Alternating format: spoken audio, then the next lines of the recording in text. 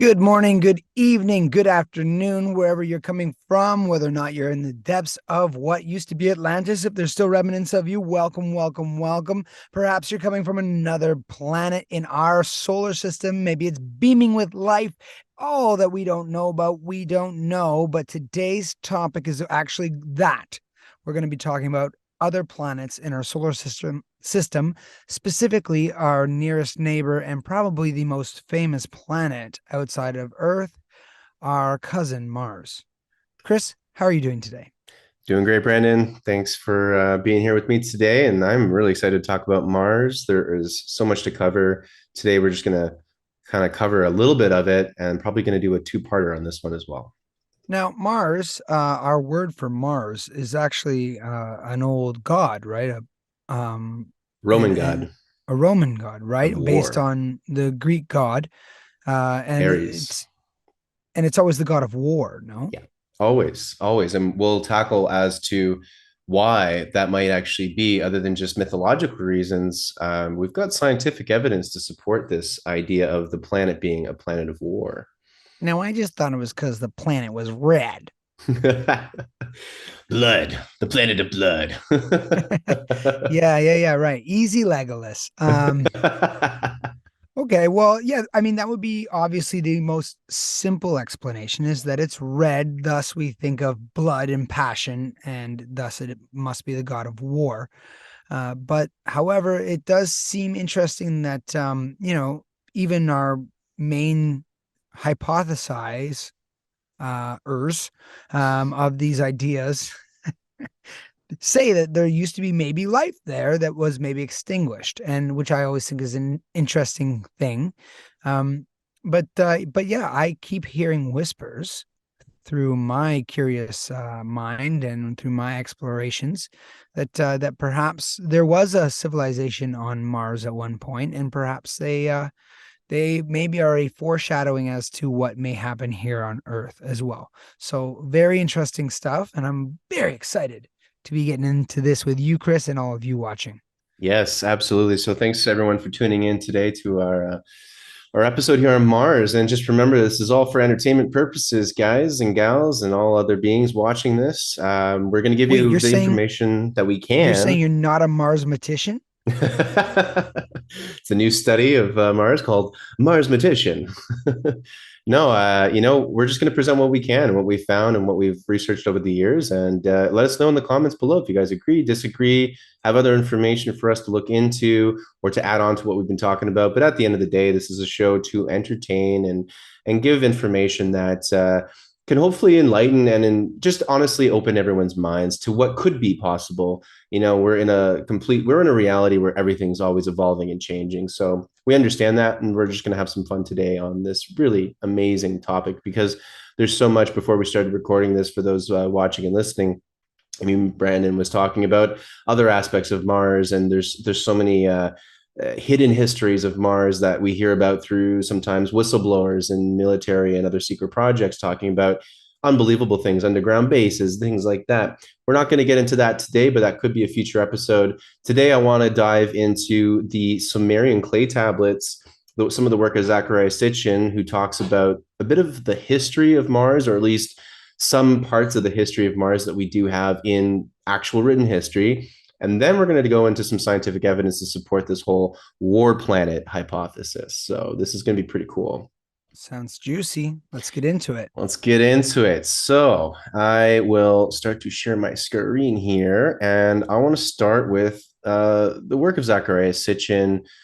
This is on a site here that has just essentially, honestly, just copy and pasted from the actual Zecharia Sitchin website. So this is written by Zecharia. And for those who don't know Zecharia Sitchin, he was not a necessarily a translator of the Sumerian clay tablets. He took the work of already translated works of people that were incredibly, intellectual, highly credentialed academics who knew this ancient language, one of the oldest languages on the planet. Well, Um, Zachariah actually, so his whole thing was he was able to he studied ancient Hebrew texts.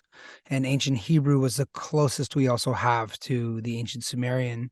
It's such an old language. So he was able to decipher some of the tablets and work on them and build on other people's research as well. I think And like the thing I'm saying to it more is just that I think he gets a lot of criticism for I think the way he deciphers these things. But I've heard Billy Carson talk at length about Zecharia Sitchin, and he was saying that Zecharia was really drawing upon the work of other absolutely credentialed academics who everyone in mainstream history and academia would absolutely accept their translations. So he wasn't exactly drawing things out of thin air like a lot of people would think because of the conclusions he drew, which were obviously incredible. We get into the Anunnaki, we get into the creation of the human race, we get into all these incredible stories, but he's not really drawing this out of nothing. He's basing it off of, like you said, Hebrew translations, but also just the work of already established people. So, without further I, ado, sorry, go if ahead. I may, I just think Yeah, with Sitchin's work, I've read some of his books, and what's striking is just to remember that the ability of people who have those talents and have spent so much time studying ancient languages, it's not a large pool of people who possess this ability anymore. So there's always a lot of criticism towards Zecharia Sitchin. However, his work is truly phenomenal, and if there were more people with the ability to do what he was able to do, we might be able to build and expand upon his work. So it's almost like he's done some groundbreaking work. It might be nice to see some expansion on that with new minds, because he is no longer with us either. But it's a very shallow talent pool when it comes to what he could offer. So that's my 100%. piece. And it's when you bring that up, it reminds me of a really amazing researcher who's is a much more younger, vibrant, kind of newer researcher on the scene. Matthew LaCroix. He's done a lot of collaborations with Gaia Television. I think also he's been on now 2 History Channel shows. So he's getting up there. He's got a couple of amazing books. I definitely want to get him on the show, the podcast eventually. And he has, I believe, I was hearing him speak about. He's been now studying the actual translations of the Sumerian clay tablets. So he will hopefully become one of these, again, people that are in a very small group. But he's brilliant. So I highly recommend people check out the work of Matthew LaCroix. So diving into this, this history of Mars. It's really interesting when you read the Sumerian clay tablets. The Sumerians, they talk about Mars not from the perspective of humans researching Mars, but they talk about it from the perspective of the Anunnaki, and it's really interesting. So let's read into this a little bit here. These are the words of Zecharia Sitchin. So this is the Sumerian evidence. And they claim that Mars was basically a way station. This was a planet that perhaps the Anunnaki used to travel back and forth from their planet, Nibiru, to Earth, Mars being kind of sort of in the middle, depending on the planetary orbits. So let's go into this here. I'm reading from this page. So the evidence that for that was recorded in the words and illustrations by the Sumerians, whose civilization blossomed in Mesopotamia, which is now modern day Iraq for those watching and listening, some 6,000 years ago. So they did not claim the achievement of visiting Mars for themselves. Rather, they wrote on their clay tablets about the Anunnaki, which translates to those who from heaven to earth came.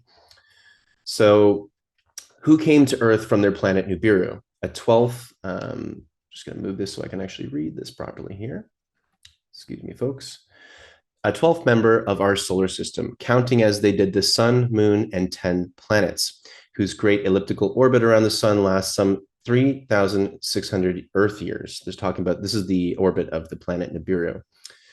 Getting back into the text here, the many ancient texts unearthed by archaeologists that deal with the Anunnaki, their comings and goings, and the astronomical knowledge, among other sciences, that they bequeathed to mankind, have been revealed and explained in Zechariah's series of books, beginning with the 12th planet. Which, did you read that one, Brand? Which ones did you read from him?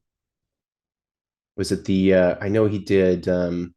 I read his first book and a bit of his second. I lent it out to a friend and I never got it back. But yes, I believe the first one was the 12th planet, and it talks about Nibiru being the 12th planet, and that they count back from outside the solar system, and they include every planet, including Pluto, which wasn't discovered till the 30s or something like that. And Earth was the not the 10th planet, but I believe the seventh, if you count in. And they're counting from Pluto inward, I believe, rather I than believe, yeah, it from was Pluto, Neptune, Neptune. Uranus, Saturn, Jupiter, Mars, Earth, the moon, and then they had Venus, Mercury, and then the sun. And I am maybe missing one, or is Well, it we've got planet? Mars, right? And we've got Oh, Mars. right, Mars. I missed So Mars. and so Yes. they're calling it the way station, basically a stopover place between Nibiru and Earth, which is interesting. So it continues on here, and amazingly but true, a circular tablet that can be seen on display at the British Museum in London, which I really need to go there.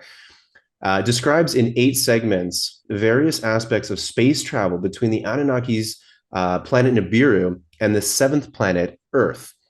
One segment in particular, enlarged here for clarity, shows and states that the route traveled by Enlil, which translates, or perhaps his title was Lord of the Command, entailed passage by 7 planets. It also called for a route diversion between the planet Dilgan, which is, I guess, Jupiter, and Apin, which is Mars. So I'm going to click onto this image right here.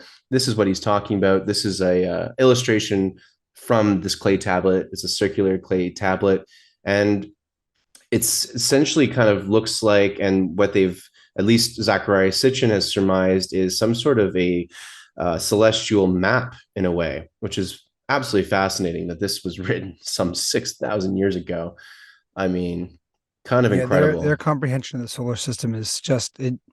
That's something that doesn't get talked about enough. Is how the further back we go, the more we knew about the solar system, and then we had to rediscover it. So Unbelievable. I mean, it's just absolutely crazy. And we got to do more episodes just on Sumeria and these clay tablets in general, which we could go on and on and on, because the more you read them, it's just mind blowing. And I believe the UCLA website has a complete comprehensive archive of all the clay tablets that have been translated, archived. I don't think not all of them have been translated. I think actually a majority of them have not yet been translated, well, which, like I said, there's not a plethora of people with the ability to translate them. So yeah, yeah. So getting into this, Mars is a way station. All right, so in their text, the Sumerians wrote that the Anunnaki traveled to Earth in groups of 50. The first team, under the leadership of Ea, which translates to whose home is water, splashed down in the waters of the Persian Gulf, waded ashore, and then established Eridu, which translates to home in the faraway. And Eridu, FYI, is I mentioned Matthew LaCroix earlier in the podcast, and he's got some amazing research, more modern, pretty recent research on Eridu. I highly recommend checking out his YouTube channel. I'll put that in the show notes, because Eridu is a really important city. And unfortunately, because one, it's in Iraq, and of course, Iraq's been really difficult to do any archaeological work in for a long, long, long, long, long time. And unfortunately, it's been getting a lot of vandalism and other things. It's one of the most important sites on the planet. It's honestly, arguably, one of the homes and the birthplaces of humanity, and yet most people don't know about it.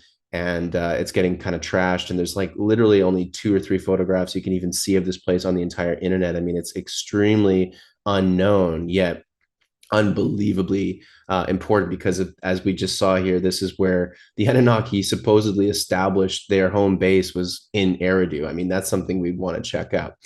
So back into the text here. In time, 600 Anunnaki were deployed on Earth, and another 300 operated shuttlecraft between Earth and Mars. So here's an interesting pictorial evidence for the Earth-Mars connection right here. For those listening, I'll explain it in a second.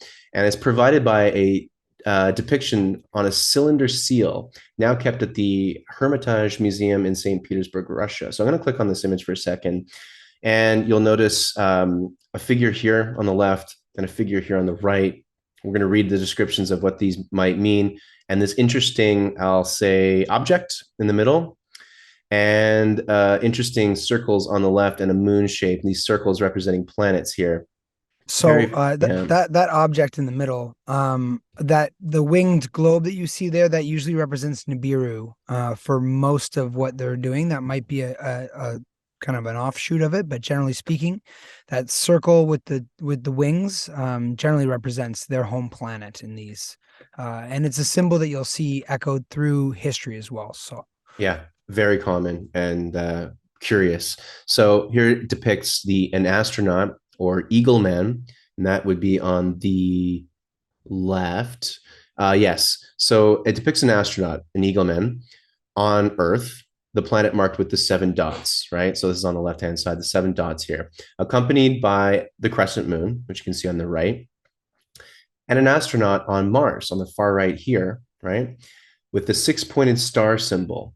The latter depicted as one from the fisherman class of astronauts, those equipped to splash down in waters. As you can see, there's a fin almost here on, let's go back to the larger image, sort of a fin on this character here. Like you said, the five sort of starred circle there.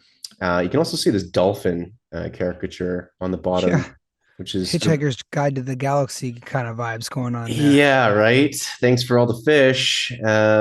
So yeah, between the two planets, an object is depicted that could only be a spacecraft with extended panels and antennas. That's what you were depicting. That's what you were mentioning as a spacecraft, correct? Yeah, so the fact that that it has that winged globe look, and then it's kind of been branched off from there, that might be also representative of its. This is, this is what the Anunnaki's kind of symbol would be, right? Like maybe we see in the American Air Force, they often have, wings of like an eagle on things, right? So, and I think you had a Freudian slip there. The star, I think what our author here is saying, that because there's 6 points in the star, that's supposed to represent the sixth planet, which would be Mars by their counting. Yes, I think I said five earlier. I meant to say six. Yeah, yeah, 100%.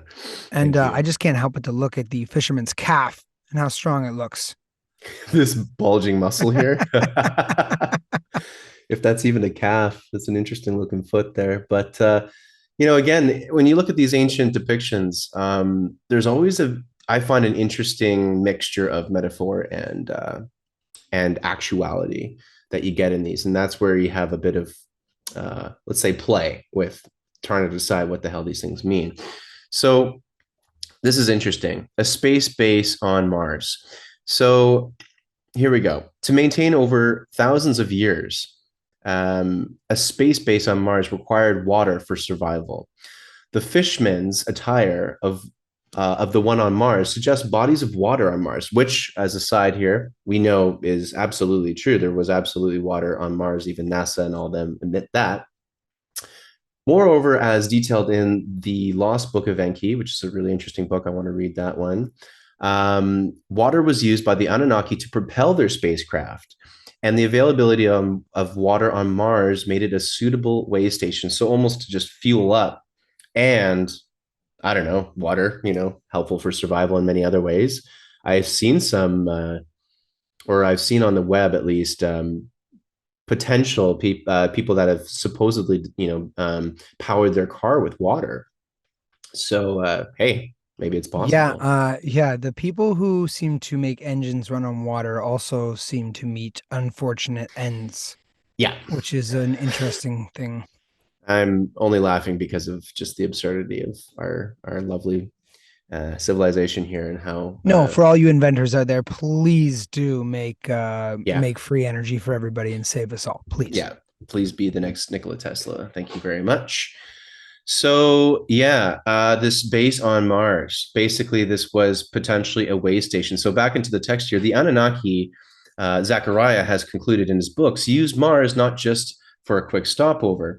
They also created a permanent space base on Mars, complete with structures and roads. In Genesis Revisited, another one of Zachariah's books, he reproduced numerous photographs taken by NASA's Mariner 9 in 1972 and the Viking 1 orbiter in 1976. That clearly showed a variety of artificial structures there, some of which were in the Cydonia area with its famed face on Mars. Now, we're going to go into a lot more of these crazy anomalies and details in another episode, the next episode, part 2 of the What face Mars. are they talking about, Chris? Well, we'll get into that in a sec, but I do have it pulled up here, and that's the one I think even the non alternative history slash conspiracy slash whatever fun loving open minded people, I think everyone's probably seen that face on Mars. It's quite famous. Um, so that's essentially the Coles notes of Zecharia Sitchin's historical let's say work that he's done on with the Sumerian clay tablets and the Anunnaki and their whole history of coming from Nibiru to Mars to Earth back and forth. So the thing that I want us to focus on with this for this episode from this historical perspective is the fact that they didn't just use it as a way station, they established an actual base there. And we'll look at a couple of little pieces of evidence of as to how that actually could have been possible in a second, because it's just something that's, I don't know, when I first went into this area of research on Mars, it blew my mind that I was even able to find on Google searches archaeology on a planet not Earth. And Yeah, that's interesting. the more interesting thing is we're going to look at in a second is that the archaeology doesn't look that much different on Mars than it would on planet Earth here. So before we get into the archaeology, um, I wanted to go. You know what? No, let's go into the archaeology first, and So then I just have an interjection here, Chris. please. Just for our listeners, the Anunnaki story, okay, it's hard to pinpoint when they're talking. However, what is kind of understood is that we're talking about like hundreds of thousands of years when they first came, because in this storyline, what the Sumerians believed and what they're trying to communicate with us through these tablets is that we are humans are a byproduct of a bit of like kind of a an island of Dr. Moreau kind of situation where they took genes from people who were here, or creatures that were here, maybe something like a Bigfoot or a wild man or a pre-human that we might think of today, and then some of their genes and created the humans. Yeah. So, and then there's also the Nephilim that maybe were a byproduct of kind of interbreeding amongst humans and them. But where I'm going with this is that this is a very far back in history. So if they're talking about water on Mars and you're going, well, obviously, if we say there's remnants of water on Mars, we'd be looking at a time before humans had eyes on Mars. So who knows what it looked like back then when these tablets are describing it.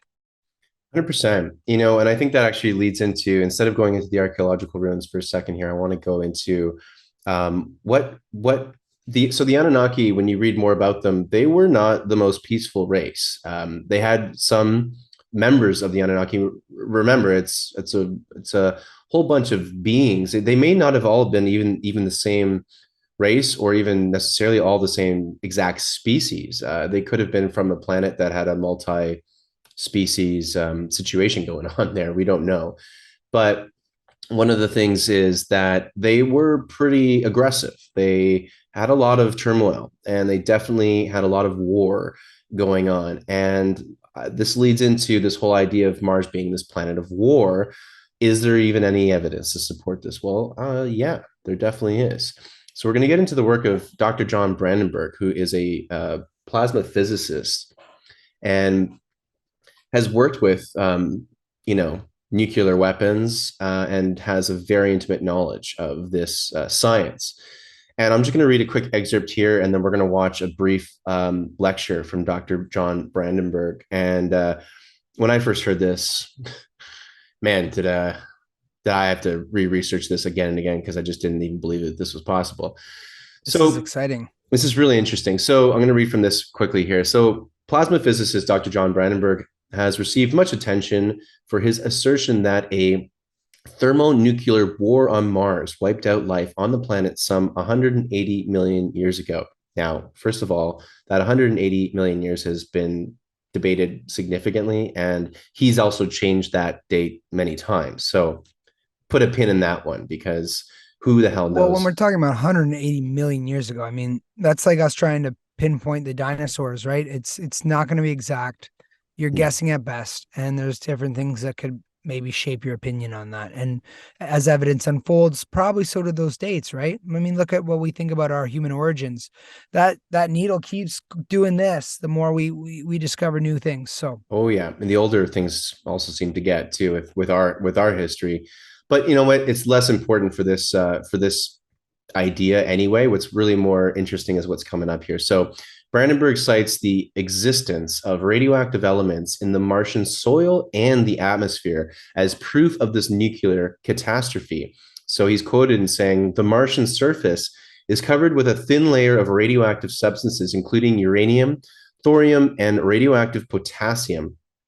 Brandenburg also points to elevated readings of the gas xenon 129 in the Martian atmosphere as the most important evidence in support of his theory, since xenon 129 is a rare substance which is typically found in the fallout of a nuclear explosion.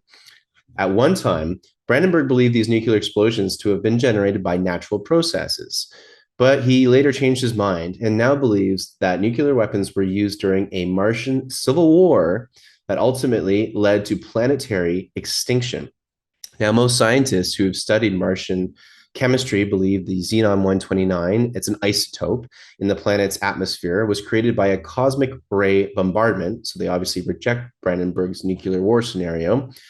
Um, and they dismiss it because there's too little evidence. But to be honest, we're going to watch in this next video. There's a lot of evidence to support this, and by a lot, I mean the mere fact of this xenon 129 is it's quite compelling at the very least to do more research and not dismiss it. It may not end up being true, but it's at least worth looking more into at the very least just to debunk it. But let's see, because Dr. John Brandenburg is not just any old scientist. This guy is would be one of the best people to actually recognize this signature of the isotope xenon 129. So let's just hear from the guy himself here on this video. Um, let's go right into it. Let's hear from Dr. Oh, I got to make sure that the sound is going to be on for this. So hold on. Let me stop it. classic Chris. You know what, guys? When you got to produce everything on your own, this Hey, is what you're happens. not claiming to be a nuclear physicist. So, Well, yeah, that's just the way she goes. yeah. So, Chris, while you pull that up, I'm just thinking out loud here, and people who are at the top of their field or very respected in their field, Mm-hmm. who are going, "Hey, now hold on a second. This is super weird. Why are we detecting this?" And then for us to be so quick to ignore it and cast it aside and say, "Oh, it must be natural." Which, by the way, it could. That was my first instinct too. Like my skeptic brain started going. I wonder if there's anything that causes natural nuclear reactions. I mean, like the sun is doing its own thing. Um, Right? I, but I I thought the same thing, why couldn't it, right? Or what if some asteroid with unknown isotopes or something smashes into the planet? I mean, to me, there could be so many explanations for it. However, you're absolutely right. And so is this scientist here to say if there's evidence to suggest that this could be one of the scenarios, we should be exploring it because we're not going to progress scientifically unless we are in an age of suppression. That if we don't know the answers, we should be looking for any possible answer. So Yeah, and one of the criticisms I hear all the time for the Mars rover and things like that, where they're looking for microbial bacteria and these like the most uninteresting, in my opinion, forms of life you could possibly be looking for. Even though it's, I guess, interesting when they do discover these bacterial forms, but in my mind, I'm like, come on, guys, like I'm sure there's such more show me the Mars fascinating. squirrel. There's Yeah, always a squirrel. there's just so much there, and we'll see that in the next episode when we go through just a plethora of images and video of these things, anomalies that are captured from the NASA and JPL images that are usually quite low resolution, unfortunately, which is another question as to why are you always giving us the crap images here. But let's watch and listen to Dr. John Brandenburg talk about his theory really briefly here. And what we're gonna, this is a whole lecture. It's about an hour long. I'll put it, of course, in the show notes. We're just going to watch a couple minutes, and this particular portion is just about the xenon, whatever that was, 129, I believe, xenon isotope that they find in the atmosphere of Mars, and how it's anomalous compared to every other planet. So here we go. Here is Mars xenon versus Earth xenon. Earth is in blue. You can see they overlay very well for the isotopes 132, 134, etc. But at 129, Mars has 2.5 times more xenon 129 than the Earth does. And by the way, it has this, you could put any other planet up there and it would look the same. Mars is different from every other planet. It has this big load of xenon 129. And sadly, this is weapons signature. If you match this xenon to the output of a hydrogen bomb, you get a very good match. There is only one place in the solar system where in a planetary atmosphere you find anything like the xenon signature of Mars, and that is the part of the of the atmosphere of the Earth that has changed dramatically since 1945, when we discovered nuclear weapons.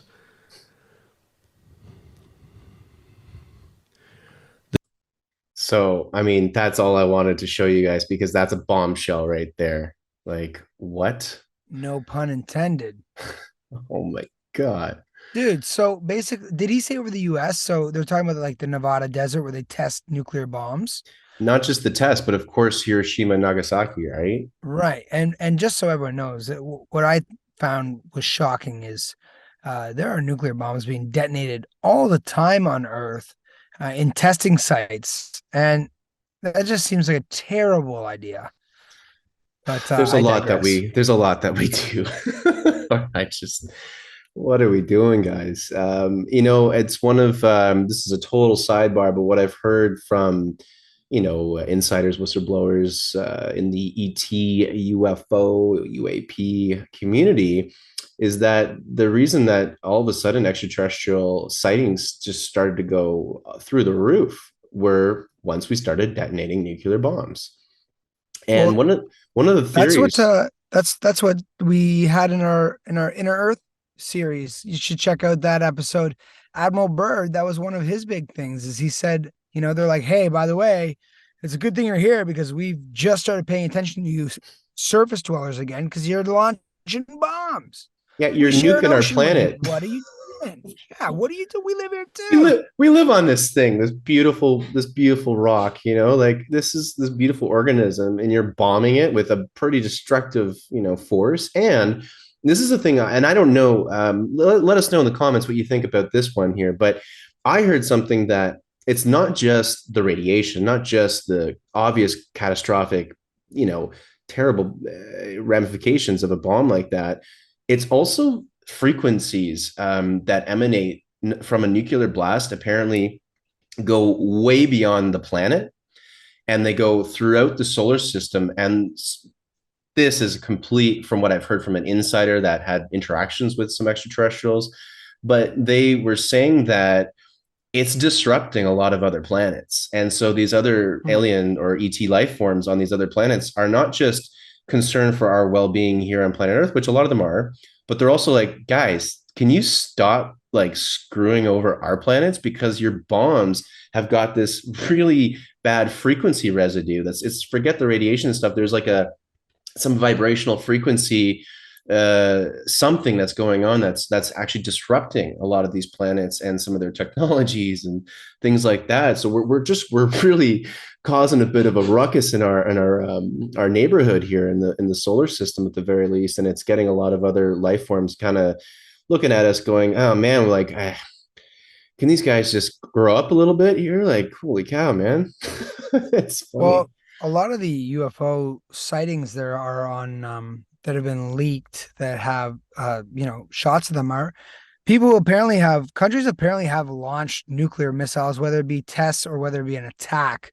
And all of a sudden this weird object shows up, a little light beam hits it, and this thing is like nullified. So if there's any truth to those reports, yeah, it sounds like we're being babysat and Yeah, we're like infants with handguns, and people are like, whoa, whoa, whoa. So who knows? dangerous. Maybe all the threats of nuclear war. I would like that theory that it can't happen because we have angels watching over us, but Well, maybe that's wishful thinking. I'm sure there's some element to that, but at the end of the day, I mean, if we keep along this course, it's just inevitable that disaster will come one day. But the hope, and I would say my optimism on it, is that on a consciousness and spiritual level, we are awakening, and we are rediscovering our connectivity to one another, the planet, the cosmos, everyone like that. And I think with a couple more generations, we'll have moved through this idiotic phase of self-destruction. Well, I've never met any. Has anyone ever met anyone who has been like, you know what? Let's nuke them. Yeah. Let's nuke them. That's the answer to our problems. Let's just nuke our neighbors. It's okay. We don't share water and soil with them. We wouldn't probably get along just great with them over a coffee. God, let's Right. just nuke them. I know the average per I still think humans are great on a one-to-one basis. It's just when we are oppressed by crazy powers that be and we get all whipped up into a frenzy that we get a little crazy. But I digress. I think we should move on to a little bit of the physical archaeological evidence that we do see on this planet Mars. We're going to skim through this just for time's sake. And then I want to finish the episode with a really interesting, fascinating bit of research by none other than the CIA themselves. And I'll leave it only at that because you got to stay to the end to check out that interesting bit of research done in the 80s by the CIA of all people, of all organizations. So let's go back to probably the first big, let's say the first big piece of potential evidence that came out in, I believe, the 70s for Mars that got the whole world in a frenzy. And that was, of course, the face on Mars, that classic image right here. And this is, of course, I can just zoom in here for those listening. It's the face on Mars. If you don't know what that is, it is a large mountain-like structure, not structure potentially, or a geological feature, whatever it ends up being on the surface of Mars that just looks literally like a face, especially when the light is hitting it at a certain angle. Looks like a face looking right back at you. A little foreboding, but also pretty cool. And this is in a region called Cydonia. Cydonia is a region on the planet Mars that has attracted a lot of scientific and popular interest. And that's because not only is there that face on Mars, but there's a lot of structures around that area potentially. And it's we're going to go into this in the next episode with lots of these archaeological anomalies and just straight up anomalies. Not even archaeological; they could be creatures or other weird things. That's going to be the next episode because there's so many things like that on Mars. But this is where it all started. Was really the face on Mars right here. And actually, more recently, we did get newer imagery of it, which are these images here. Now, with the lighting, it really changes that whole idea of the eyes, mouth, and nose feature here. But it's still an interesting structure. It's huge, by the way. I mean, I forget the exact. I wonder if it shows it in here, but the exact. No, don't exactly have it, but it's it's about a 2 kilometer long structure of some kind. Huge. These structures that we find on Mars are not small. They are massive. Of course, we are seeing them from satellites or mostly satellites are what we're seeing this from. So that's the famous one. And I wanted to show one more for this episode today, which is the D&M pyramid. This is a landform also in the Cydonia region. So this is potentially one of the This is also one of the areas that potentially got nuked, perhaps, because this was where we find some of the most amount of structures and potential where there could have been a base or even a civilization at one point. And this image is really interesting. It's, I believe, a five-sided kind of pyramid here. I'm going to read. Ooh, okay, there, buddy. I'm going to read a bit of the details surrounding this image. This is from NASA's website here, and oh yeah. So what's really interesting about this is a couple of things. So, like every other unusual formation on Mars, this stunning feature too may have been caused by erosion or something else, but it provokes the question, what would a constructed monument look like after 100,000 years or more of erosion? And that's the thing we got to think about when we're looking at a lot of these things. There's a lot of time that very likely would have elapsed since when it happened, whenever this nuclear, let's say there was a nuclear war of some kind, when that happened until to this day. This could have been thousands, if not maybe millions of years. But then I've also heard other people talk about Mars, and because there is barely any atmosphere left on it, erosion and things like that can happen a lot quicker. So I'm not sure. Let us know in the comments if you know more about that. What's interesting about this, though, is if you can, we see different sort of depictions of it. You see the star shape of it, essentially. So we've got 1, 2, 3, 4, 5 sides.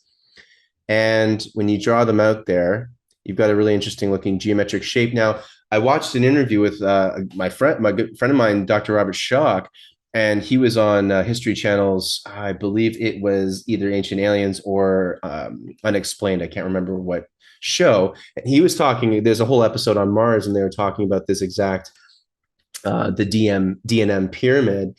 And, he's a geologist, Dr. Robert Schoch, and he looks at this and says, this is very ungeological. This does not look natural. You really don't find this in nature. And so I'm going to pull up one more image here of what happens when people trace different geometry shapes over this thing. And you get really interesting angles that seem to come up quite commonly. And you got this 19.5 degree angle that seems to come up a lot, and this 40.893 angle that is also common throughout this shape of this object, whatever this is.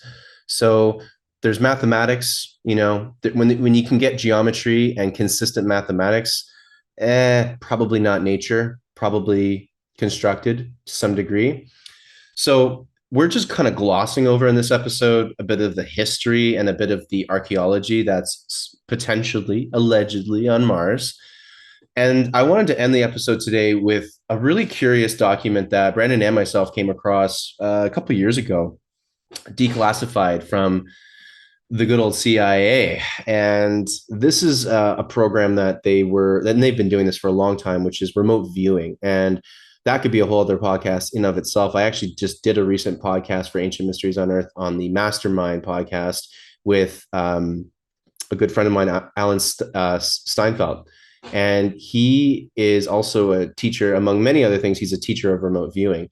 And I actually kind of want to get him back on just to talk about remote viewing for an entire episode, because we're going to read a document that was declassified from the CIA done in the 80s. And it was a remote viewing project for the planet Mars. Why on earth would the CIA be remote viewing Mars? I still can't wrap my head around that one. What is the Central Intelligence Agency remote viewing a planet? And not just that, but the remote viewing it like a million years ago.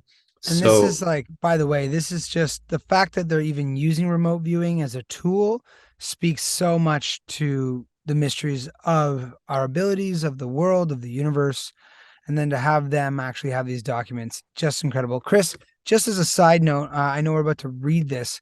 It is Armageddon outside my apartment right now. They are tearing up the entire road. So you might hear a low rumble, and I do apologize. Yeah, I don't hear anything on my end, so I think you're good. You're in a beautiful sound booth, and I am just at an Airbnb right now. So you're doing great. Sounds good to me. So this is just nuts, guys. Guys, gals, beings from all around watching and listening. This is just crazy. So this is on the CIA.gov website. You will see the link to this in the show notes. Go check it out. Have a read. This was done on May 22nd, 1984. And I'm going to use Brandon's acting talents here because it basically reads like a script. This is a transcription, but it's with two people. So we're going to read it like a script here. I'm going to read this very brief detail before we get into the actual transcription. So here's what they say. Method of site acquisition, sealed envelope coupled with geographic coordinates. The sealed envelope was given to the subject immediately prior to the interview. For those listening and watching, the subject is the remote viewer, just so you know. This envelope was not opened until after the interview. In the envelope was a 3x5 card with the following information. The planet Mars, time of interest, approximately 1 million years BC. Selected geographic coordinates provided by the parties requesting the information were verbally given to the subject during the interview. So here's the thing. I don't know a lot about remote viewing, and please let us know in the comments below if you have more knowledge about remote viewing, how the procedures go. This is why I want to ask my friend Alan more about remote viewing, because I don't know exactly, because I know with remote viewing, the person who is the remote viewer really can't know anything. The whole point is to have absolutely no bias and to have zero information beforehand. So the little bit that I know about remote viewing is that it's using your consciousness, which is non-local, to access information in our universe, that basically using the idea of quantum entanglement to access information from any space, any place, anywhere in time in the universe, believe it or not.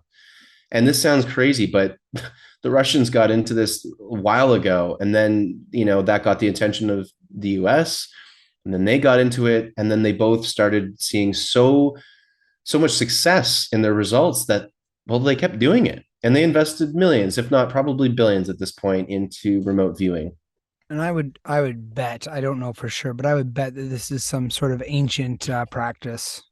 It's dealing with we're getting back into the science of spirituality. We're getting back into psychic abilities.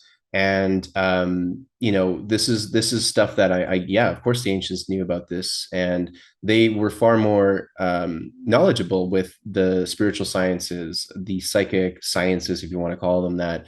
The basically the abilities that we all have to this day. Everyone can remote view. This is not a special gift. In a lot of superhero movies, it's always like, oh, I got bit by a radioactive spider and now I have these special abilities.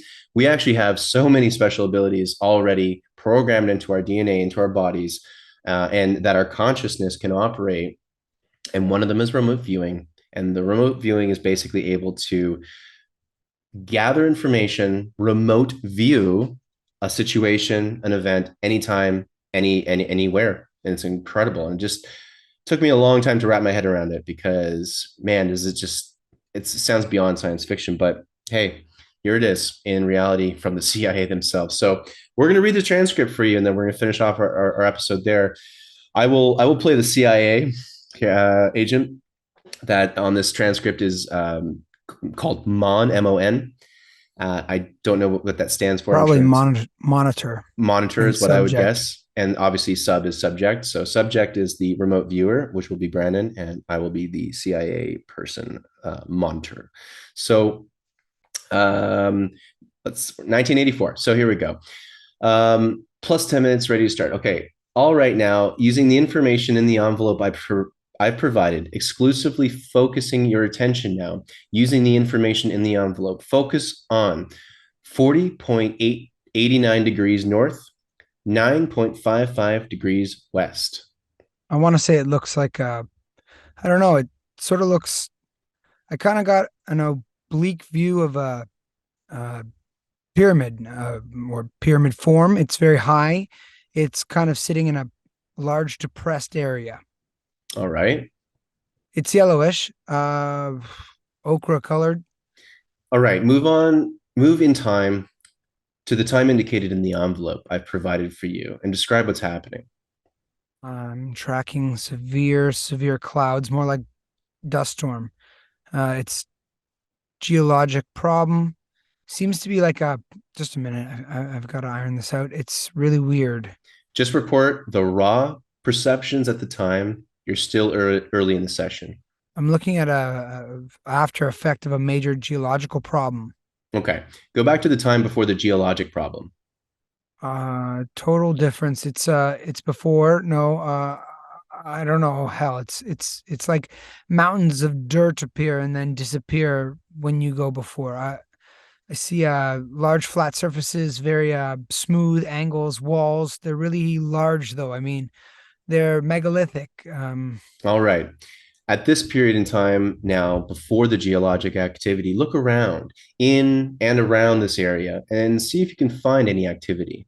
I'm seeing it's like a perception of a shadow of people, very tall, thin. It's only a shadow. It's as if they were there and they're not there anymore. Okay, go back to a period of time where they are there. Okay.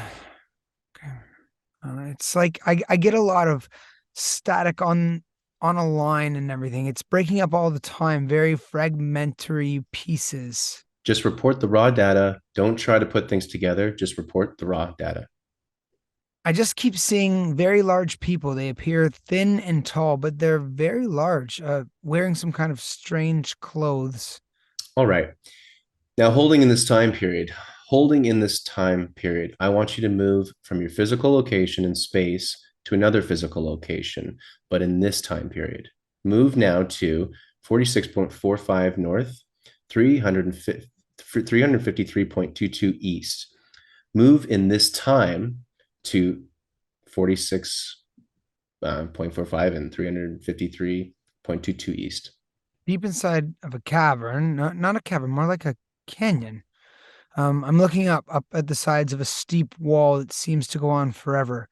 And there's like a structure with it's like the wall of the canyon itself has been carved. Again, I'm getting a very large structures. No, in intricacies, huge sections of smooth stone. Do the structures have insides and outsides? Yes, they're very. It's like a rabbit warren. Corners of rooms. They're really huge. I don't feel like I'm standing in one. It's just really huge. Perception is that the ceiling is very high, walls very wide. Um, yes, that would be correct. All right. I'd like to move now to another location nearby. All right. Move from this point in time to 45.86 north, 354.1 east. They have a appears to be the end of a very large road, and there's a marker thing that's very large. Keep getting Washington Monument overlay. It's like an obelisk. All right. From this point, then, let's move to another point. Move to 35.26 north, 213.24 east. It's like I'm in the middle of a huge circular basin of the range mountains by almost all the way around. Very ragged mountains, very tall. Basin's very large. Scale seems to be off or something. It's just really big. Everything's big. I understand the problem. Just continue. See, just I see just a right angle corner to something, but that's all. I don't see anything else. Okay. Let's move into a little different place, very close. Move from the point you are now in this time to 34.6 north, 213.09 east. The cluster of squares up and down. It's like you want to make them square anyway. They're almost flush with the ground, and it's like they're connected. Something very white or reflects light. Mm.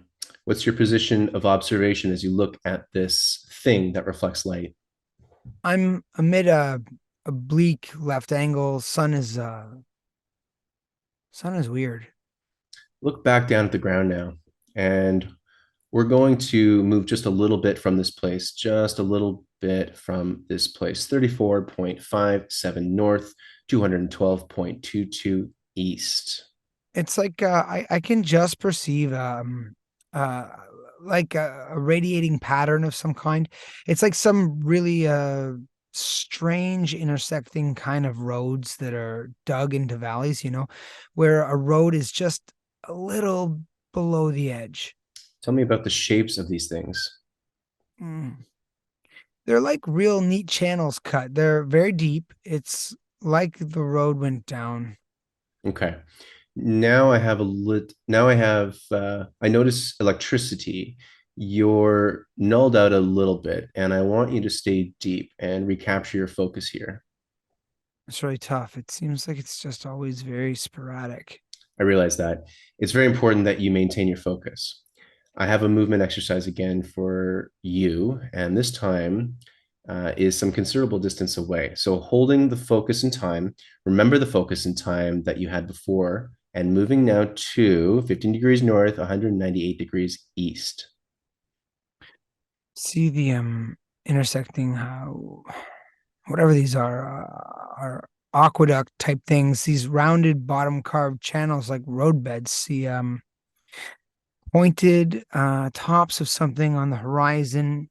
Even the horizon looks funny and weird. It's like different, misty, like it's really far away, very vague. Okay. Another movement now to 80 degrees south, 80 degrees, 64 degrees east. See pyramids. Mm. Can't tell if it's overlay or not because they're different. Okay. Do these pyramids have insides and outsides? Mm-hmm. Got both, and they're huge. It's really it's an interesting perception I'm getting.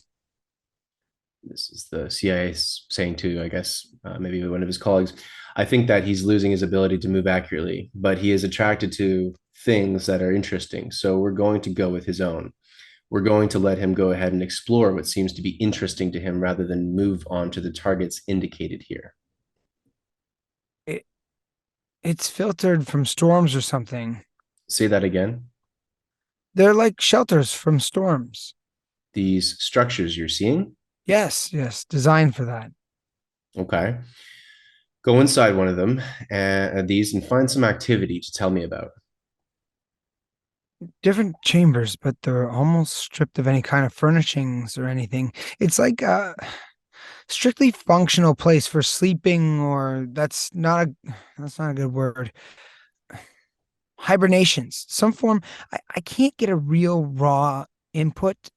Storms, savage storm, and sleeping through storms. Tell me about the ones who sleep through the storms. Mm. Very tall again, very large people, but they're thin. They look thin because of their height, and they dress like it's like a real light silk, but it's not flowing type of clothing. It's cut to fit. Move close to one of them and ask them to tell you about themselves. They're ancient people. They're they're dying. It's past their time or age. Tell me about this. They're very philosophical about it. They're looking for a way to survive, and they just can't seem to get their way out. They can't seem to find their way out, so they're hanging on while they look or wait for something to return or something coming with the answer. What is it they're waiting for? There evidently was a group or a party of them that went to find a new place to live. It's like I'm getting all kinds of overwhelming input of the corruption of their environment. It's failing very rapidly, and this group went somewhere, like a long way, to find another place to live. What was the cause of this atmospheric disturbance or environmental disturbance? Hmm. I see a picture. See a picture of like oh hell, it's almost a warp in. Oh God, this is difficult. It's going. Let's see. The raw data. Okay. I get a globe. It's like a globe that goes through a comet's tail. It's though a river or something, but it's very cosmic, like space pictures. Okay. Now, before you leave this individual, ask him if there is any way that you can ask him if he knows who you are, and is there any way you can help him in the present predicament? All I get is that they must just wait. Doesn't know who I am. Think he perceives I'm a hallucination or something. Okay. When the others left, these people are waiting. When the others left, how did they go? Get an impression of him. Don't know what the hell it is. It looks like the inside of a some larger boat, very rounded walls with shiny metal. Go along with them on their journey and find out where it is they go. Impression of a really crazy place with volcanoes and gas pockets and strange plants. Very, very volatile place. It's very much like going from the frying pan into the fire. Difference is that there seems to be a lot of vegetation where the other place did not have it, and different kind of storm. All right, it's time to come back now to the sound of my voice, into present time, to right now, the 22nd of May, 1984, the sound of my voice. Move now back to the room, back to the sound of my voice, back further now to the sound of my voice on the 22nd of May, 1984. And that ends the interview. Yeah, so there you go, folks. That was you would think it was a script, honestly, from something Yeah, out it of reads like Stranger one. Things. It reads like one, for crying out loud. Brandon and myself have written and read many scripts, and I was forgetting that I was reading something off the CIA.gov website, Yeah, for it reads pretty crying. naturally, really. I It mean, really does. And there's just so many things that come out of that. And we got to wrap this episode up, but honestly, okay, for one, they mentioned pyramids. Well, we were looking at pyramids earlier, and in the next episode, we're going to look at more of them.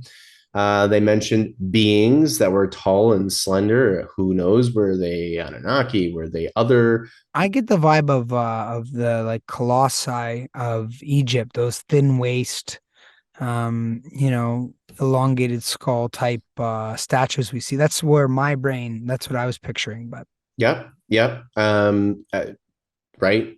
Anything's possible. It's all up to so much interpretation. But I go back to, and then they were mentioning again this they were surviving something. What were yeah, they hibernating surviving? like stasis, right? And what I heard too, I've heard theories about the Great Pyramid of Giza here on planet Earth.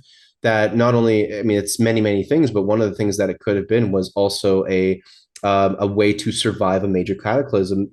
A small select few people could have perhaps stayed in there, or there could have been a structure underneath that pyramid. But either way, it was a way to survive a major cataclysm. Maybe that's also what this function was for this pyramid on Mars. Who knows? But we know that there was definitely some form of a nuclear blast through the work of Dr. John Brandenburg, or at the very least, major cataclysms that decimated the planet that was once an Earth-like planet, which even NASA agrees that was the case at one point. So this story that we're hearing from the CIA documents of this remote viewing, interview, are weirdly connecting to some of this history of the Sumerian clay tablets. It's connecting to some of the science that we're seeing with the isotopes in the atmosphere indicating a nuclear blast. We're seeing, I just saw so many connections to this CIA document, and this, blows my mind, man. It blows my mind, some of this stuff. There's so much Yeah, it's pretty history. crazy. Well, like Ancient Mysteries on Earth is going to have to just go off planet many more times, because there's so much more interesting history in our solar system than there is just on this beautiful planet of ours, of good old Gaia. So, wow, we've got a lot of work to do. Well, saying that, why don't you all stay tuned for our next episode dealing with anomalies on Mars and ancient structures? So, guys, I think that's all the time we have for today. I think we ran a little bit long today, but Yep. that's okay. We were getting right into the thick of it, and you stayed along for the journey if you're hearing my outro now. So we really thank you for that. And please do comment, like, subscribe, check out Chris Noble Music on Spotify. And as always, for only 33 cents a day, you can support this beautiful content creator as he goes around the world looking at ancient sites. He's actually in Greece right now and checking out at the Mediterranean for all sorts of ancient anomalies right now. So Chris, I really respect the work you're doing. Thank you so much for having me on. Thank you to our viewers for being a part of it. Any last words to our beautiful audience here? Well, just stay curious as always, open-minded, kind, and wow, we just have so much more to learn. I'm actually kind of blown away by the episode today. It really just it boggles my mind that we have so much more to learn, just even beyond our own planet, and there's so much already on our planet. So thanks again, everyone, for being a part of this. We really appreciate you, and really looking forward to seeing you in the next episode. So And we take look care. forward to seeing your comments below as well. So ciao for now, everyone. Stay tuned, and we'll get back to you soon. Adios.